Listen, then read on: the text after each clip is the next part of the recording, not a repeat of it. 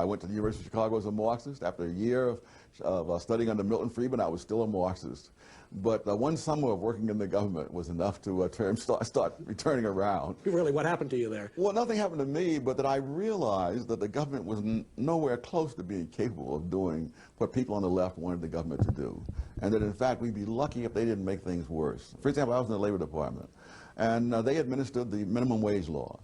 To me, the question was, did minimum wage laws make poor people better off or worse off? That was not the question for them. The minimum wage law provided 1/3 of their total budget, and they weren't going to look at this other way. And I think to the average person, if you haven't spent any time thinking about this stuff, it's a little, how should I say, it's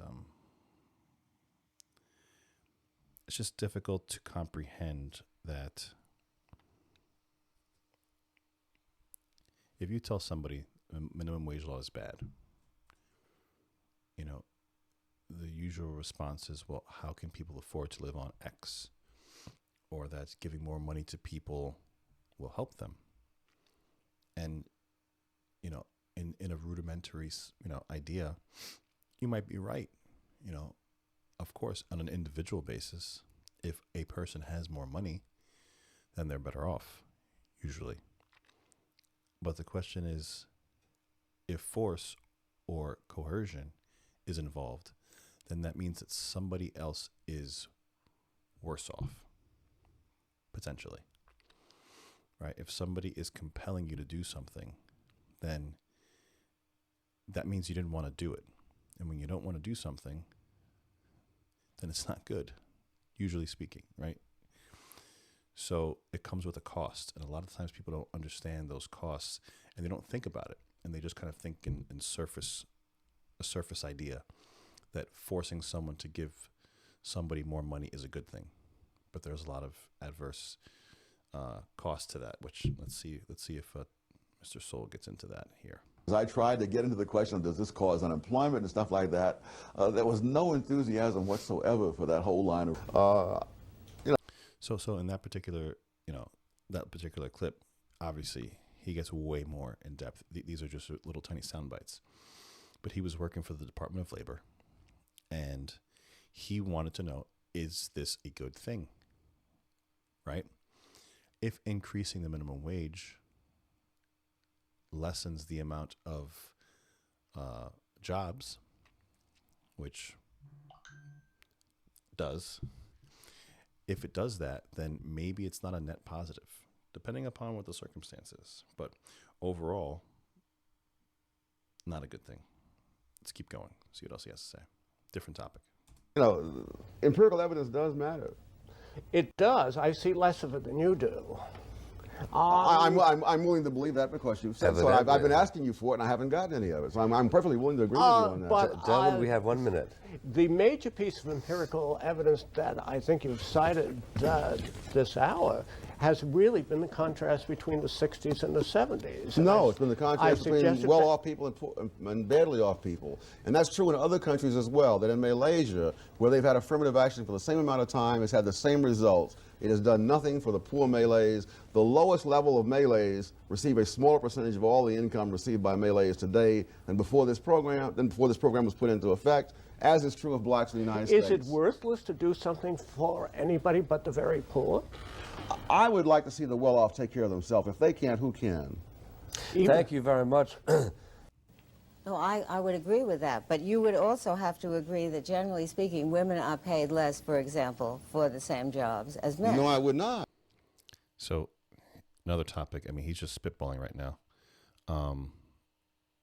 Equal pay for equal work, something else that we've covered on here a couple times. But he's going to get into specifics. And again, this is an important fact that, when you see a stat like that, like 77 cents of the dollar or whatever it is that they're floating about, you have to understand, well, what's the underlying factor of that?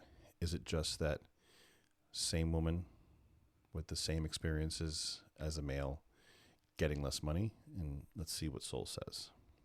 He obviously doesn't agree with her.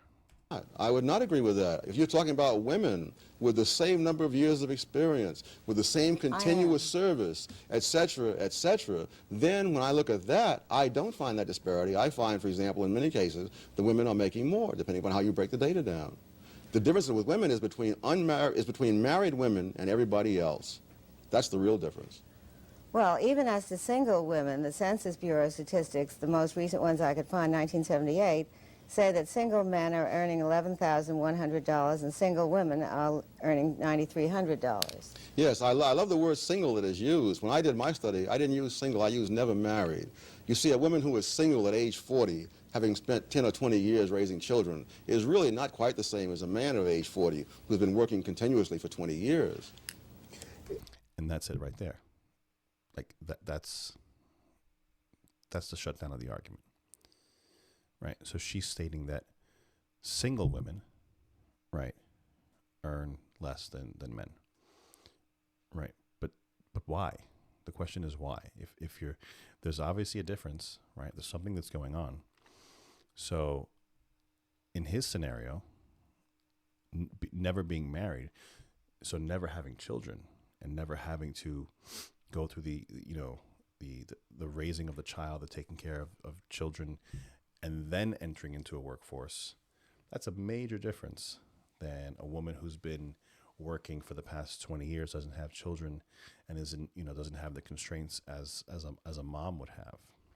And it's one of those things where if you're not given that information, if it's not put to you in the forefront, you're never going to know that. You wouldn't think that. You would hear the stat, men make more than women, period. Okay. Which men make more than women? Obviously, if you can break that down, and in the aggregate, it's true.